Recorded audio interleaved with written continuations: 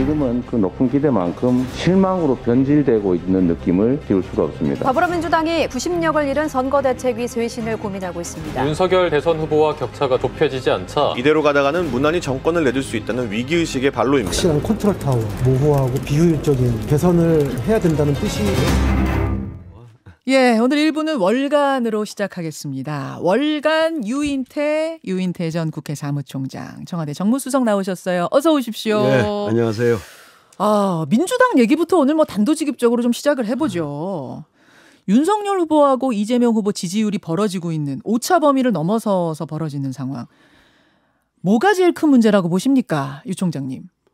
그러니까 아무래도 아직도 이재명 후보가 그 대장동의 의혹에서 그 벗어나지를 못하고 있잖아요.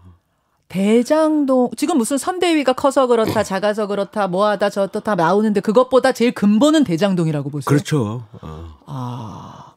거기 뭐 어쨌든 뭐 저 돈 잔치판이 벌어졌는데 과연 이재명 후보가 거기서부터 자유롭겠냐 뭐 이런 의혹을 많이 하고 있잖아요, 많은 국민들이.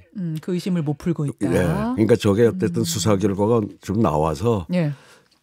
저게 좀 풀려야 저는 이렇게 뭐 조금 현재 박스권에서 벗어나든지 그러지 않겠냐 이렇게 보여져요. 수사 결과가 나와도 또 이 수사 결과 믿을 수 없다, 특검 가야 된다 이런 이야기가 이어질 가능성이 커 보이는데요. 아니 글쎄 그렇더라도 예. 일단 그건 뭐 안 믿을 사람은 안 믿더라도 그래도 검찰의 어쨌든 지금 수사 결과가 1차 발표가 되면은 예. 또 믿을 사람이 더 많다고 봐요, 저는. 그럼 한 번에 이 박스권 탈출의 모멘텀은 그때가 될 것이다. 대장동 그렇죠. 수사 일단 경찰 검찰 수사 종결 시점. 예. 그거 한 12월로 지금 보고 있잖아요. 일단은 뭐 22일 날 그 지금 구속된 사람들은 뭐 이제 기소가 네. 되면은 그 어떻게 어떤 걸로 이렇게 기소를 했냐 해서 1차 뭐 이렇게 좀 나올 거고 하여튼 뭐 12월이 됐던 그리고 그 나와서 이재명 후보가 하여튼 지금 본인은 굉장히 억울하다고 그러잖아요. 난 깨끗하다. 예. 그리고 설계도 그 당시 상황에서는 잘했다. 뭐 이런 이재명 후보의 주장이 어느 정도 좀 설득력 있게 받아들여지면은 저는 뭐 박빙의 싸움으로 갈 거라고 봐요.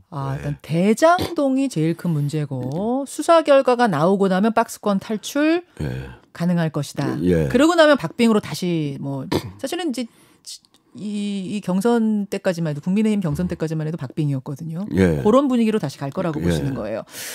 근데 이제 대장동 하나만으로 설명하기에는 선대위 안에 좀 내재된 문제가 있긴 있나 봅니다. 왜냐하면 민주당 분들이 그런 이야기를 어제 하루 종일 굉장히 많이 쏟아냈어요. 우선 양정철 전 민주연구원장은 이렇게 유유자적한 선대위는 처음 본다. 절박함이 없는 희한한 선대위다. 한나라당이 천막 당사했던 그 마음으로 비상사태 선포라도 해야 한다. 예. 어떻게 보십니까?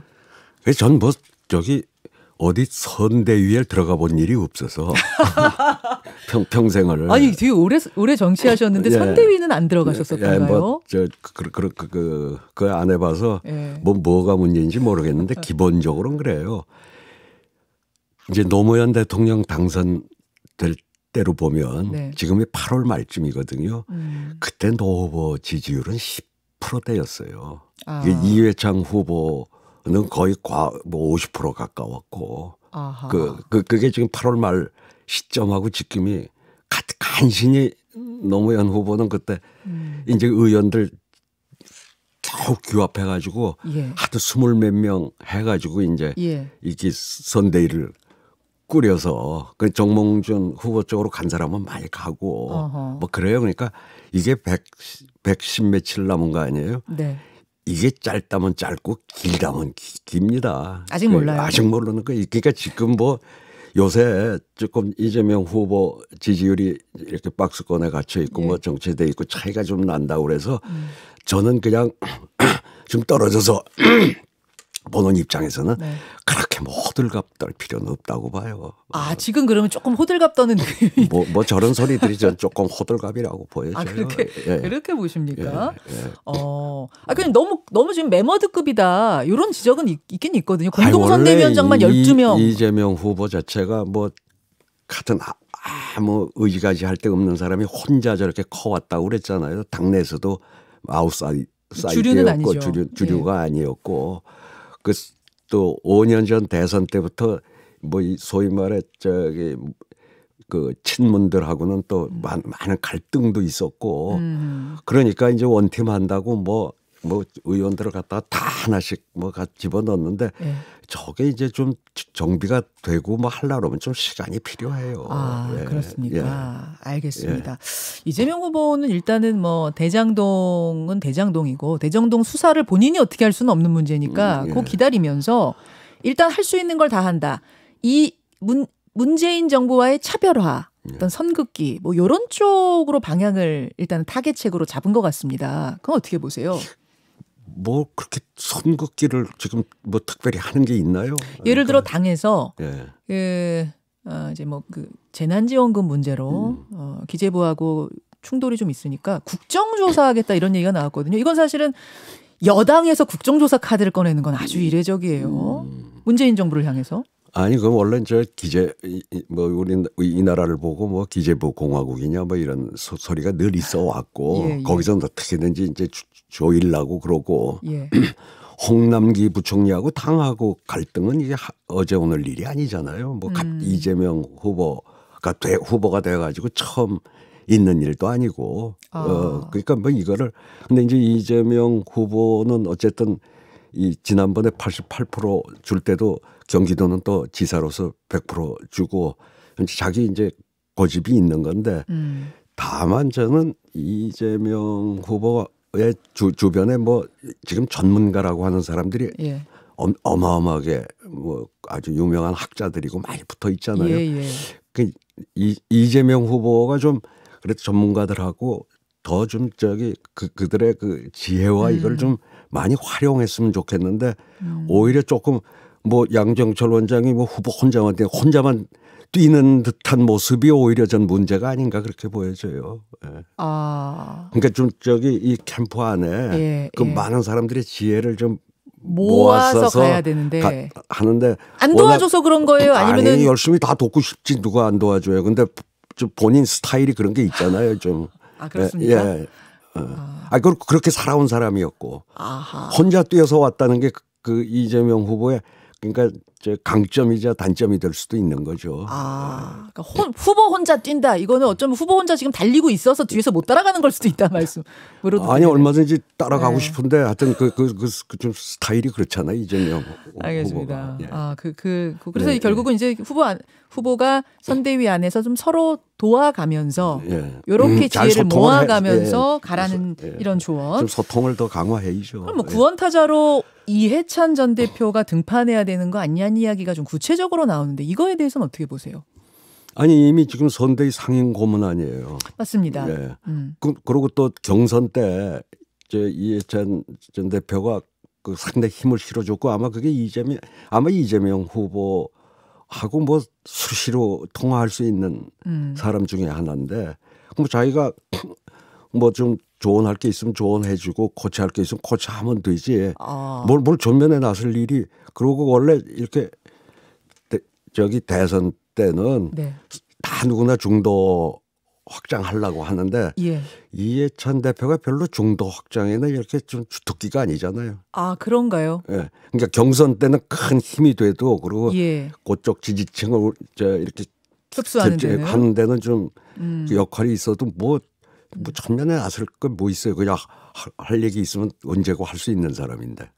전면에 나서는 게 오히려 그러면 득이 아니라 독이 될 수도 있다. 별 도움이 안 된다. 2012년에 그 대선 때 당 대표 했었잖아요. 그 당시에. 네네. 그리고 박지원 원내대표. 네. 둘 다 중간에 사퇴하잖아요. 선거 앞두고. 네네. 별로 둘이 나서는 게 대선에 도움이 안 된다고. 문재인 후보가 박근혜 후보한테 지던 해. 아, 예. 9년 전이죠. 9년 그렇죠. 전. 그렇죠. 그때도 별로 안 된다 그래서 저기 중도 사퇴했던 사람을 뭘 또 다시 전면에 내세우겠어요.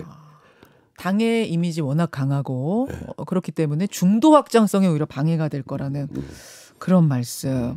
근데 이제 이해찬 전 대표 얘기가 왜 나왔냐면 국민의힘 쪽에서는 김종인 전 비대위원장이 이제 그 키를 잡고 선다고 하니까 컨트롤 타워로 그러니까 이제 맞상대가 필요하다 뭐 이런 거였거든요. 무슨 그 양반이 좀 뭐 나는 전권 달라고 한 일이 없다고 그러지만 예. 그러려고 하는 거지 컨트롤 타워가 될지 안 될지는 들어가 봐야 알 거 아니에요. 아, 부정적으로 보세요. 아니, 김종인 위원장은 지금까지 뭐 박근혜 대통령 만드는 그 선대위에도 참여했었고 민주당 총선을 또 대승으로 이끌기도 했고 뭐 이런 것들 이번 서울시장 재보궐선거도 있고 이런 게 평가받고 있지 않습니까? 아니 그러니까 총선에서 예. 그러니까 그 양반은 되게 이게 좀 망한 집에 가서는 상당히 그 카리스마 가지고 이제 좀 민주당도 그러니까 그때 뭐 안철수랑 뭐 이쪽 신당 만들어 나가고 민주당이 굉장히 어려울 때 그 비대위원장으로 와가지고 어쨌든 뭐 한석이라도 많게 했는데 그때도 문재인 후보 때는 마지막에 가서는 본인이 나오겠다고 하다가 안철수 후보를 지지했었고 2012년 대선 때도 그 박근혜 진영에서 물러나죠. 한 달 전쯤 11월 달에. 그러니까 저기 박근혜 후보를 뭐 킹메이커다 하는 얘기는 그리고 또 문재인 그 당선될 때 뭐 대선 때 그 양반은 당에 밖에 나가 있어가지고 최종적으로 안철수 지지를 했던 분이에요. 그러니까 이제 총선 때 망했을 때 저쪽 국민의힘이 작년 총선에서 쫄딱 망했을 때 쫄딱. 네, 쫄딱 망한 거죠. 108.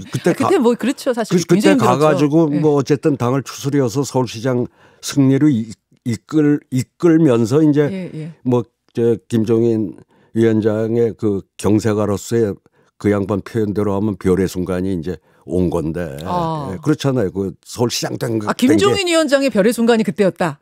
그러니까 지금이죠. 지금이에요. 지금이에요. 지금 그 온 서울시장 그러니까 저렇게 지금 콧대 세게 뭐 저렇게 나한테 뭐 거의 전권을 주지 않으면은 뭐 선대위도 내 사람들로만 하겠다 뭐 이런 거 아니겠어요? 아주 그러니까 윤석열 후보의 별의 순간이 아니라 김종인 위원장의 별의 순간이라고. 그 양반 경세가로서의 별의 순간이죠. 그렇게 보세요. 근데 이제 그 유인태 총장이 보시기에는 그러면은 지금은 쫄딱 망한 상태의 국민의힘이 아니라 지금 올라가는 상태의 국민의힘이기 때문에 이번엔 모른다. 이게 잘 되는 집에 가서가 아니라 망했을 때 그 추스려가지고 뭐 성과를 낸 적이 2번 있는 거예요. 민주당하고 국민의힘. 근데 지금 그렇죠. 국민의힘은 잘 되고 있잖아요. 그러니까 그러니까 뭐 잘 되는 집에 그 양반 왔다고 그 중진들하고 대부분 사이가 안 좋잖아요. 안 좋은 사람 많죠. 한둘이 아니에요, 그게. 그렇습니까? 그런데 그러니까 그 사람들은 저 뭐 하러요 와 이제 이럴 거니까 아마 가서 이게 중도 확장을 하는데 좀 도움은 윤석열 후보한테 도움은 되겠지만 대신에 아마 시끄러워질 것 같아요, 그 당이. 혹시 중간에 김종인 위원장님이 그만둘 가능성까지도 있다고 보세요? 아니 그러니까 가면 굉장히 시끄러워질 거라고요. 그만두 뭐 그 정도까지는 아니고? 그 양반으로서야 어쨌든 참여할 거예요.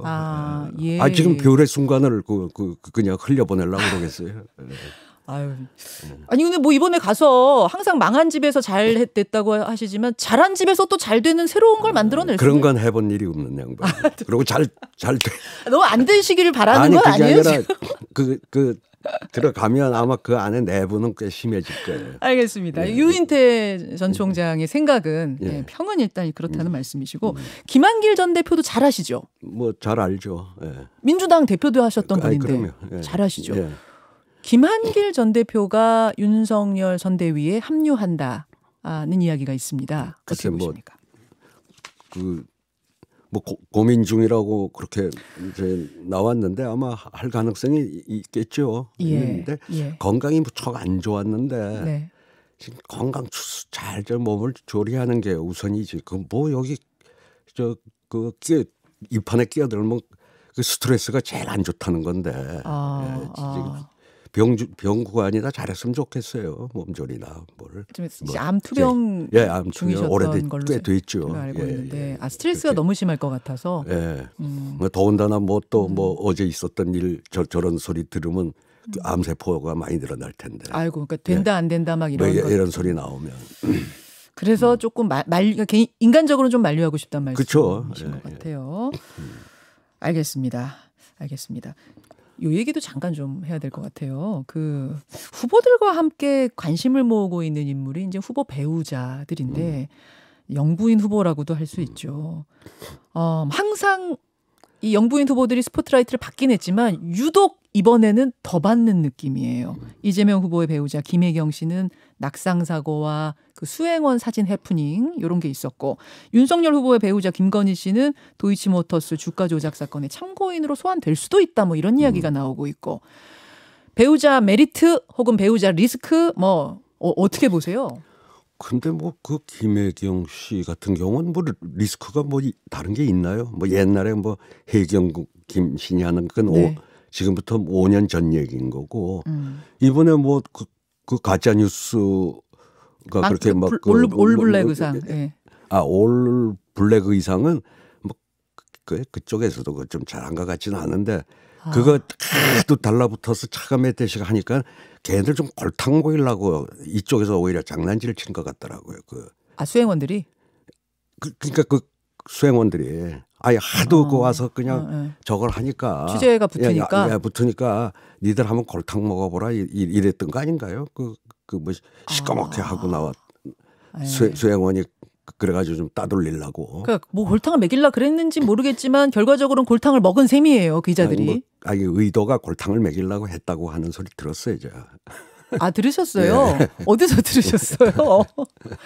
그 당에서 관계자한테 들으셨어요? 예. 하도 달라붙어갖고 그랬다고. 왜 그랬냐고 그랬더니 하도 달라붙어서 좀 한번 골탕 좀 먹이려고 그랬다고 그러더라고요. 그거는 근데 이렇게 잘한 거라고는 보시진 않아요. 예, 그러면 안 되죠. 그건 잘한 거라고 보시진 않는단 말이고. 근데 그건 무슨 다른 리스크가 있나요? 뭐 요번에 뭐 낙상 사고 당한 게 뭐 리스크인가요? 그러면 김건희 씨는 어떻게 보세요?